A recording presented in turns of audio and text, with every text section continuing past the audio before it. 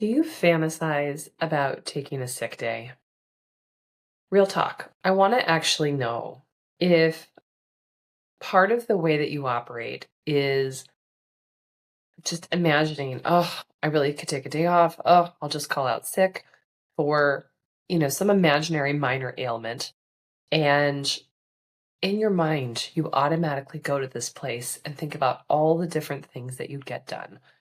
Maybe there are tasks around the house, like cleaning out your closets or I don't know, organizing something that's been bothering you.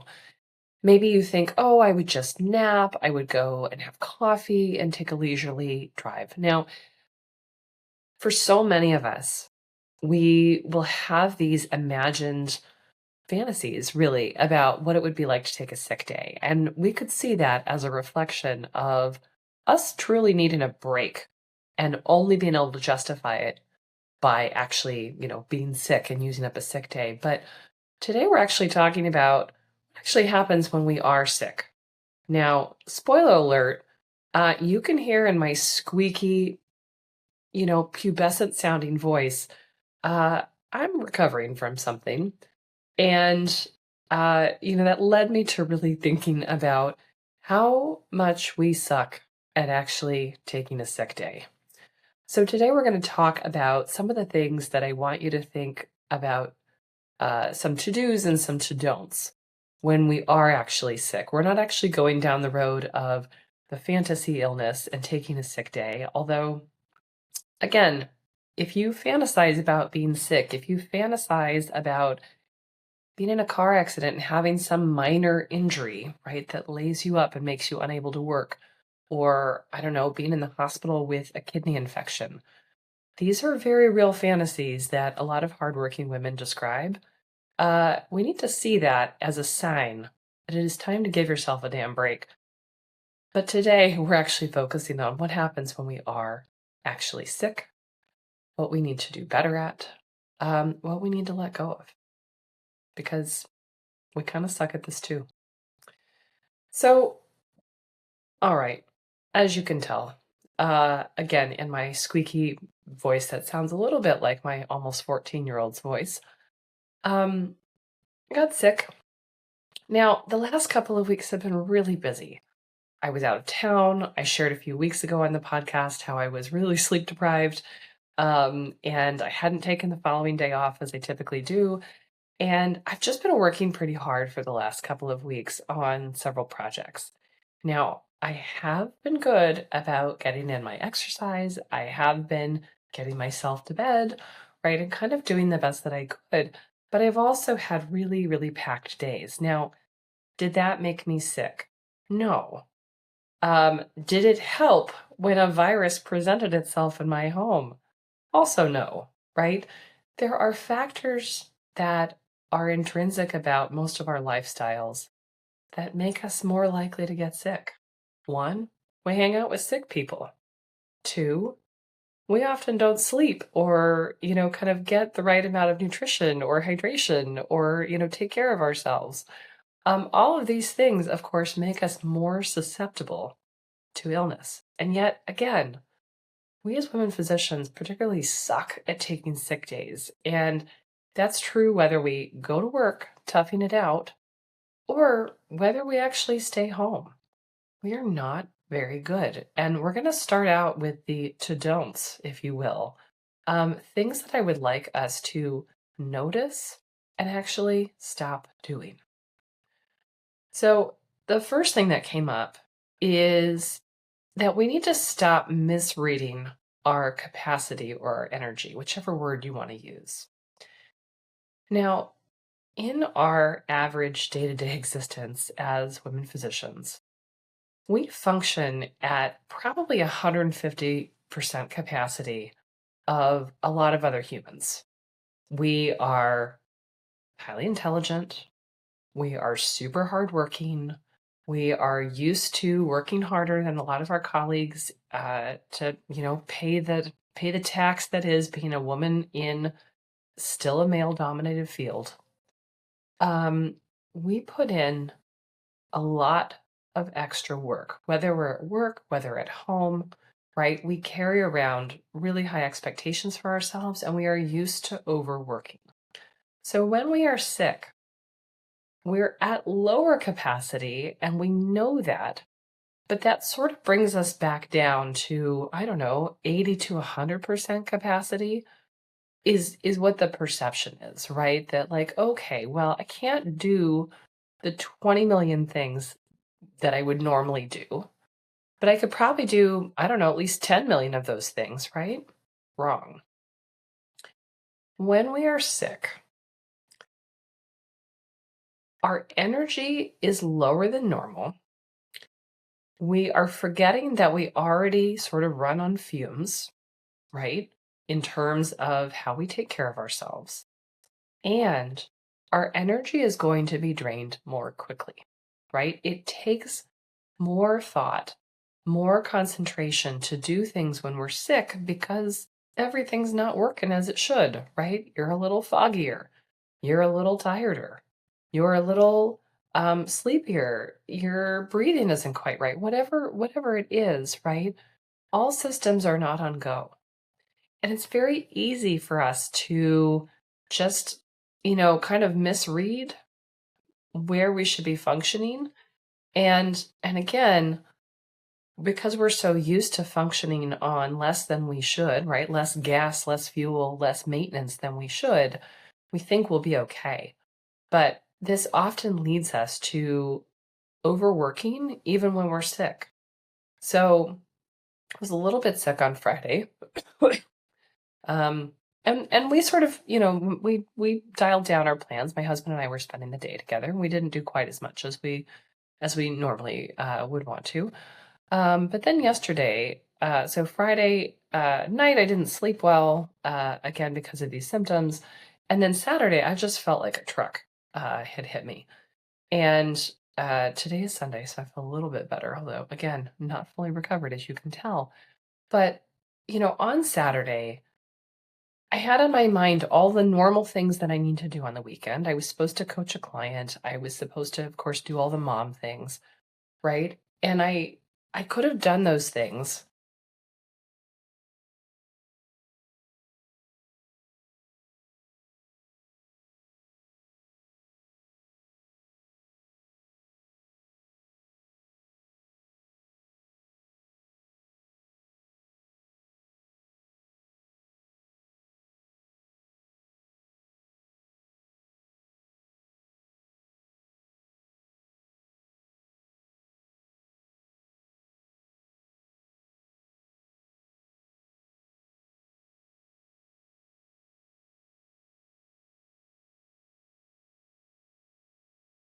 Okay. Hmm. Well, I'm not sure what happened, but we had a technical glitch with my phone.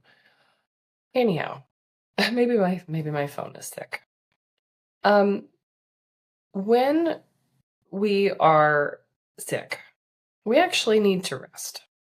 We can't keep pushing through the way we normally do because it just simply will not work. So don't misread your energy or your capacity and say that, oh, well, I should be able to do all of these things, right? If we don't actually take care of our body, if we don't actually focus on resting and hydration and allowing ourselves the discomfort of doing a lot less than we normally would, we actually won't get any better, right? I mean, yes, you'll get better eventually over time, but what is the likelihood that you'll get better on a reasonable time frame as opposed to really dragging it out for weeks and weeks and being below your capacity?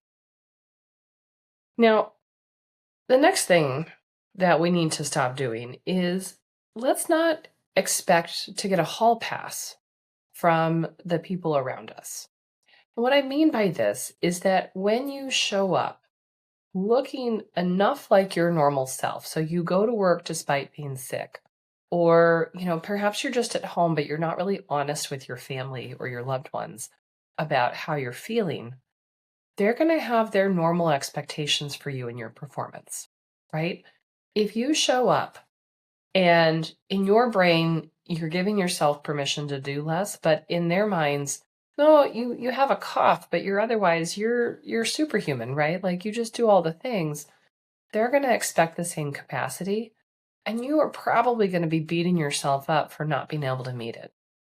So we can't fix everyone's expectations of ourselves, but we can be clear about what it is going on, and we can help to reconfigure our expectations and theirs, right?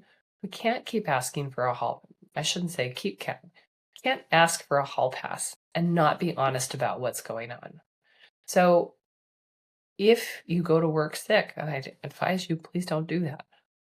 But if you do, you need to be very clear about what you can and can't do. And because most workplaces won't really allow you to run at lower capacity, that is an argument for you not going to work while you're sick.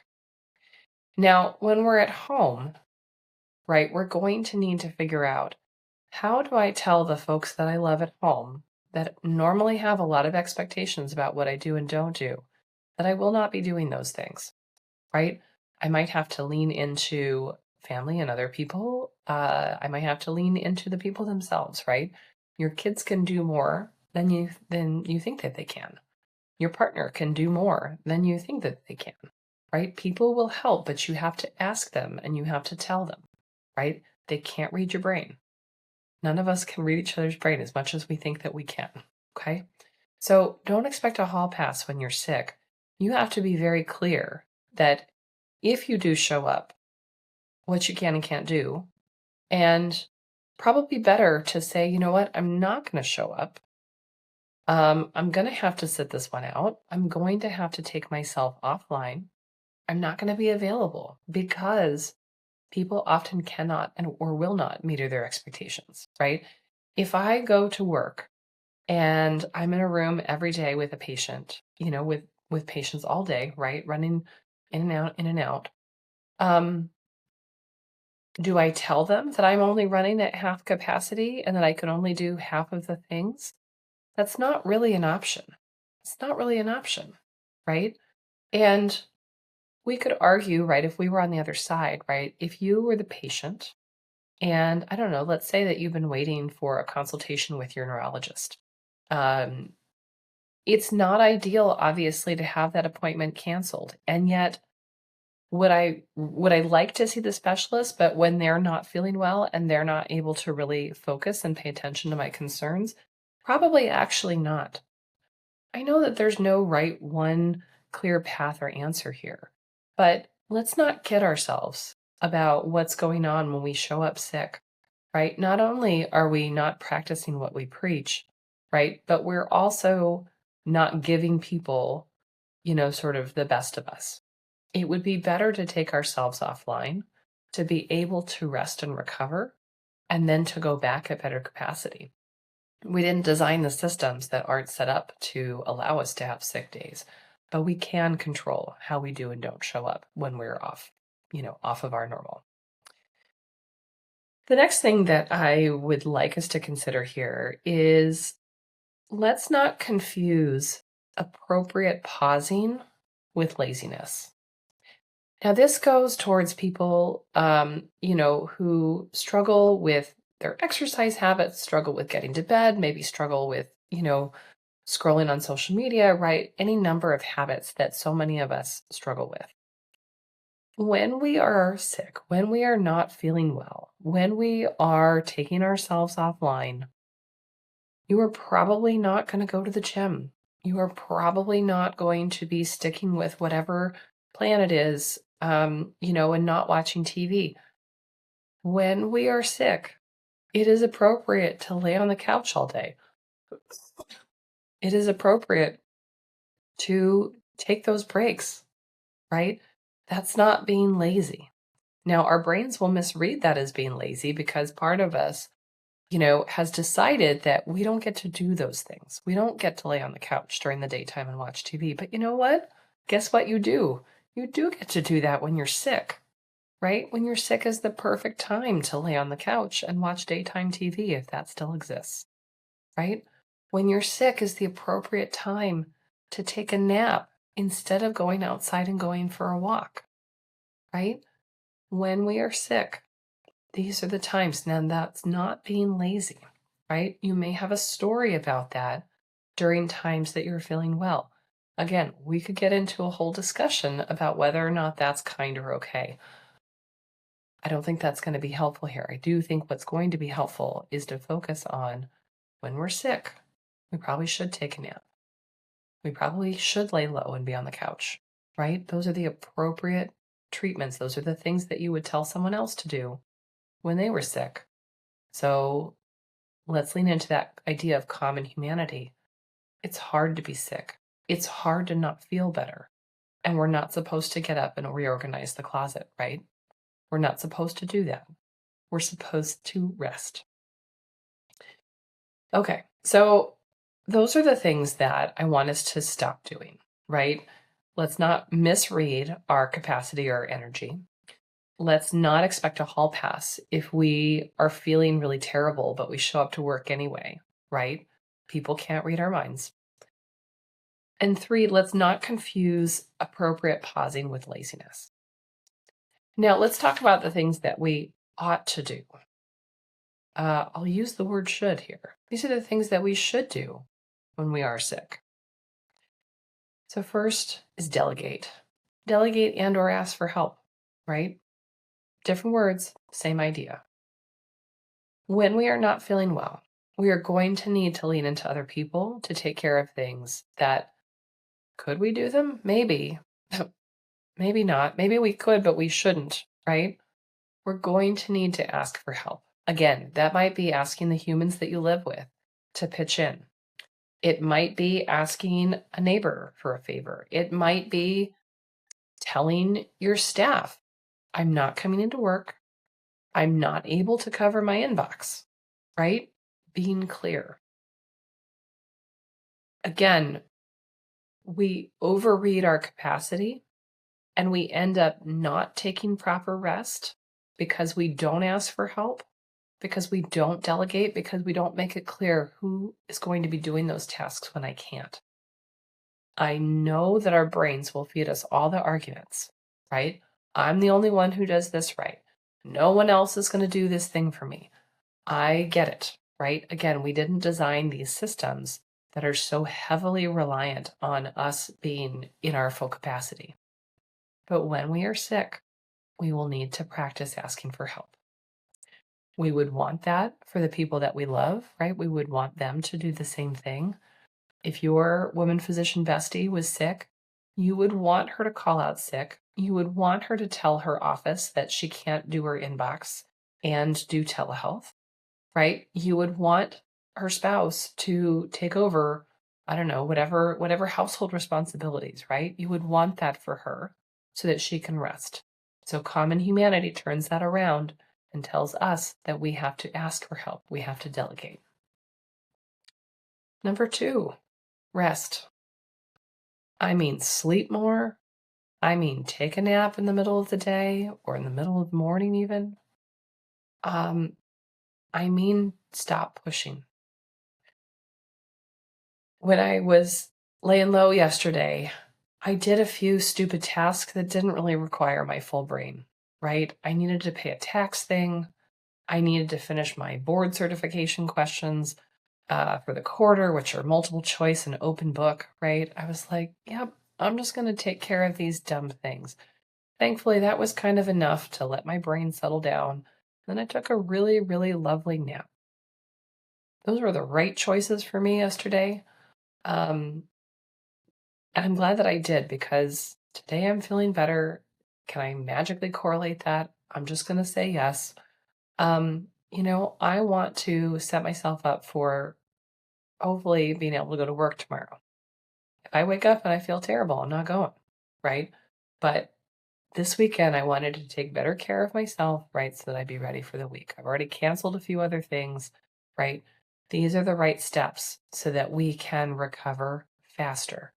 We know it intellectually, and yet actually doing it is hard, right? It is sometimes hard to lay your butt down on the couch and not do something, but it is still the right thing. All right. Number 3, I kind of already touched on this one, but knock off the little naggy things that you can do while you're horizontal, right? That don't take a lot of your brain capacity or your energy. There's a deadline and I don't know, it's a couple weeks from now. Well, I was able to just take care of it. I was like, you know what? I'm going to knock this one off because I'm not going to be doing anything more exciting, right? Again, I realized, oh, it's almost the end of the quarter. It's time for those quarterly question energy, right? Again, I needed to pay a dumb tax thing. It's been on my to-do list and was able to sit and do my little multiple choice open book questions, right? Okay, done. It's okay to do a little bit, but you want to keep it low lift, low energy, low stress, right? We all have that list of what those things are. The other thing that we can use here is we can actually take the time to put those things on the schedule, right? Do you have your quarterly maintenance of certification questions or whatever, that you need to do that there is a deadline, but it's like a long deadline, right? You have all quarter to do it. If there's no time that's set aside on your schedule, right, it's not going to get done or you're going to procrastinate like I do, right? Put it on the schedule. Like, oh, yep, that's a thing. I've done this. I'm going to have to tweak my system, I realize, because sometimes, I've got a little reminder, but it comes in a way that I don't really resonate with anymore. So sometimes we got to trick our brain, right? Like, let's pick a different system. But allow yourself to take care of some of those things. Okay, number 4. My friends, we are just having all sorts of technical glitches, and we're just going to run with it because I trust us to figure it out on the other side. But it's a little stop and start, then it's a little stop and start. Okay, but number 4 of the things that you should do when you're sick is allow for warm, comfy, and cozy, right? This is the time for fuzzy socks and cozy blankets, right? I've got all kinds of throat and chest teas, blah, blah, blah, blah. Allow yourself the luxury of feeling comfy and cozy when you're not feeling well, right? You've spent far too long in starchy, dry feeling scrubs, uncomfortable in a cold operating room. All right. And then number 5, let go of the guilt.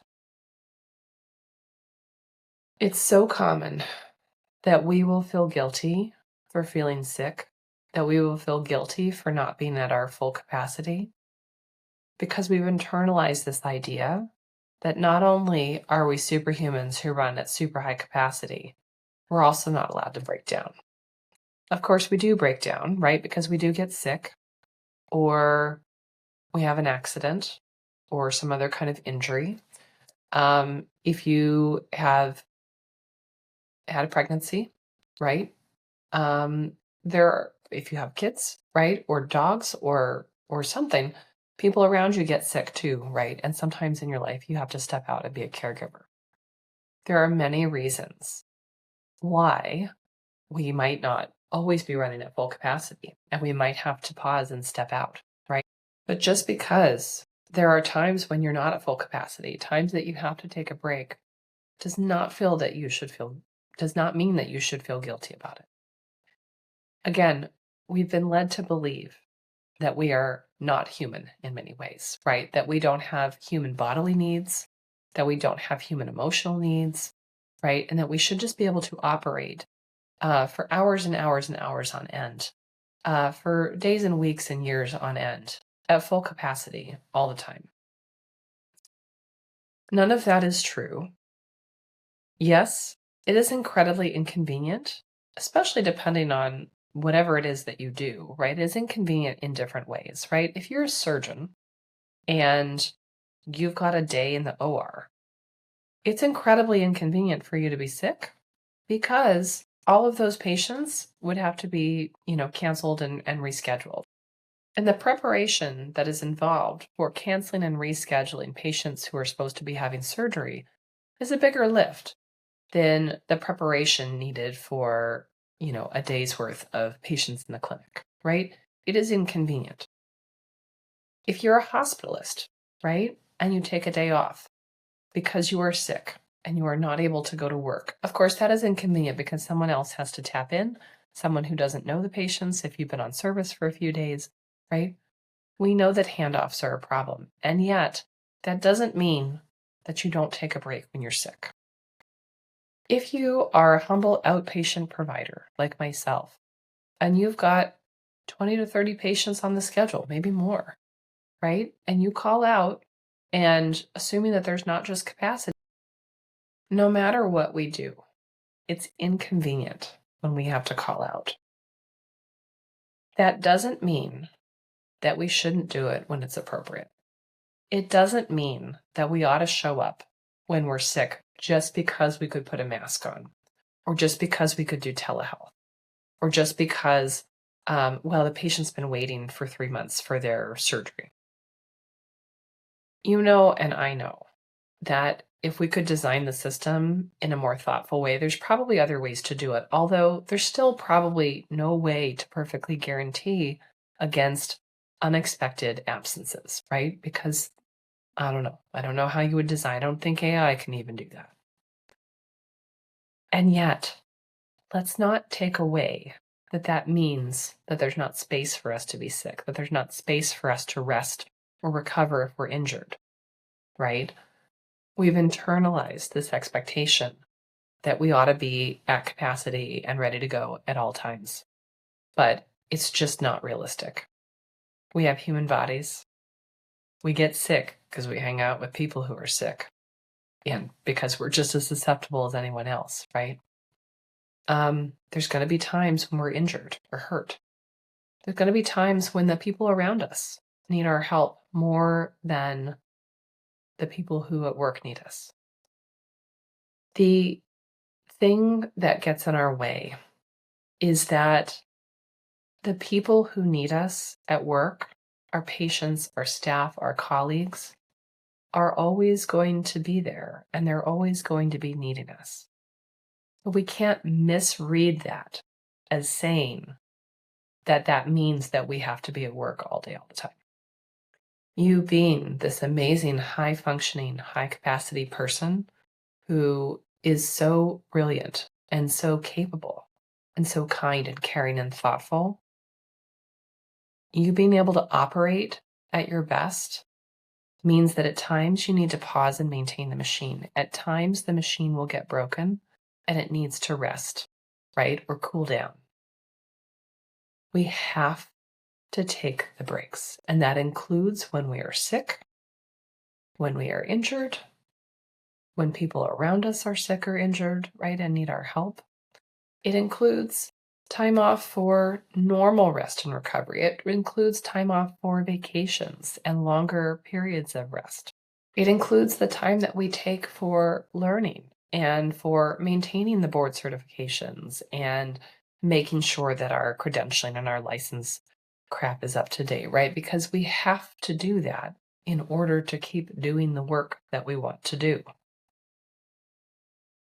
We will need to take time. Time for non-clinical things, time for rest and maintenance of our bodies, right? Time for fun, right? We didn't even get there because that's not the purpose of today, but that's necessary too. So let's recap. Now, my recording device has been glitching, and so giving my assistant a real challenge here. We'll see how she does with the editing. But before we end, let's review the 5 things that you're going to need to do when you are sick and pulling yourself offline. 1, delegate. In other words, ask for help. 2, rest. I mean it. 3, it's okay to knock off little low lift, naggy things that need to get done, but we're not going to do any major projects, guys. 4, allow yourself to be enveloped in something warm, comfy, or cozy, right? Be kind and gentle with yourself. And 5, let go of the guilt.